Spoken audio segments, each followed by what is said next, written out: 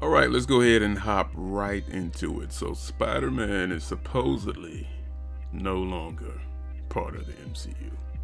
Now, the breakdown of it is that supposedly they couldn't come to financing the movies on a good deal between Marvel and Sony. So, Sony was like, we'll go do the Spider-Man movies by themselves. Now, remember the most important thing to come out of this is that this recent Spider-Man film, Spider-Man Far From Home, was the first Spider-Man movie to gross this much money. Hell, this was the first, I believe, Sony movie to gross this much money, $1 billion plus.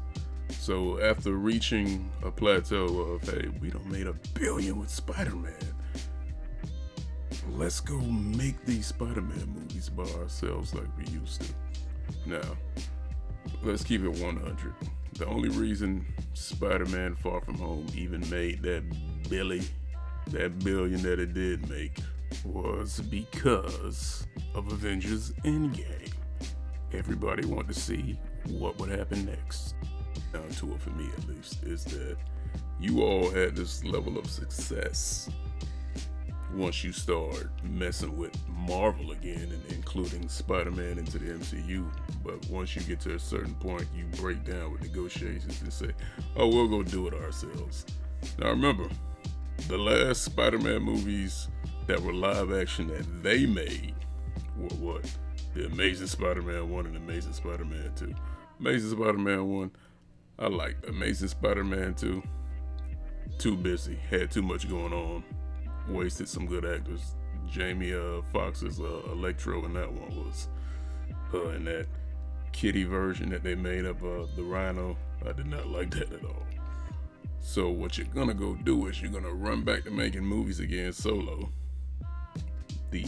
Now I can't say it's all bad towards Sony, because let's be realistic. That Spider-Man Into the Spider-Verse, that was not a good Spider-Man movie. That was a great Spider-Man movie. But my biggest problem is they're gonna go do these solo films that are no longer connected to the MCU, and they might flop.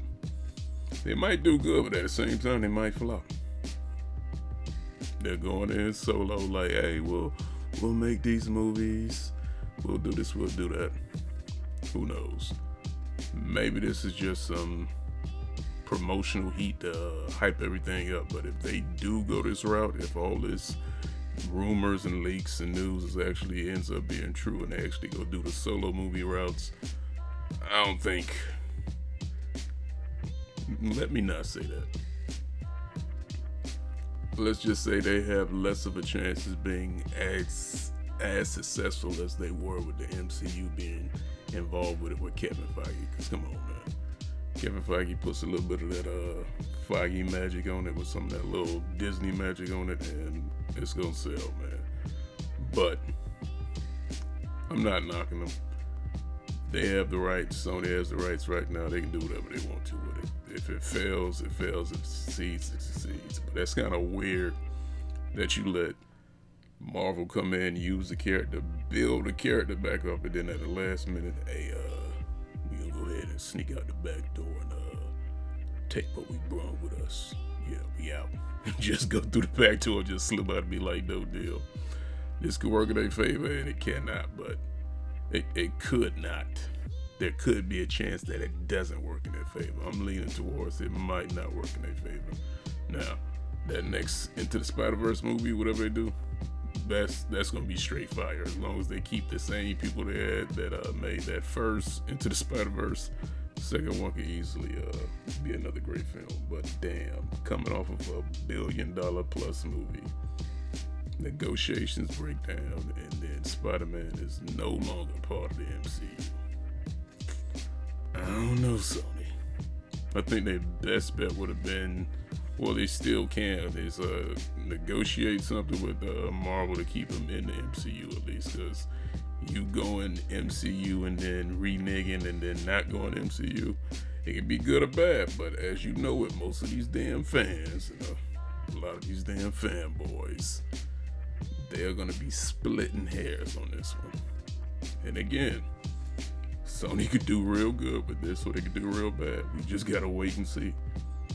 But time will eventually tell on this particular situation. But damn, I did not expect this to pop off. I thought it'd have been like, okay, Spider-Man made a bill. Let's keep up the MCU Marvel relation. I don't know. But if anything, you'll probably see Peter Parker with a symbiote sooner than you thought. You thought you might have to, oh, we have to wait. Nah, if they go this route, hell, you can see Eddie Brock and Peter Parker, well, Tom Holland as Peter Parker in the same movie with, Venom. No workarounds, no, oh, we gotta do this.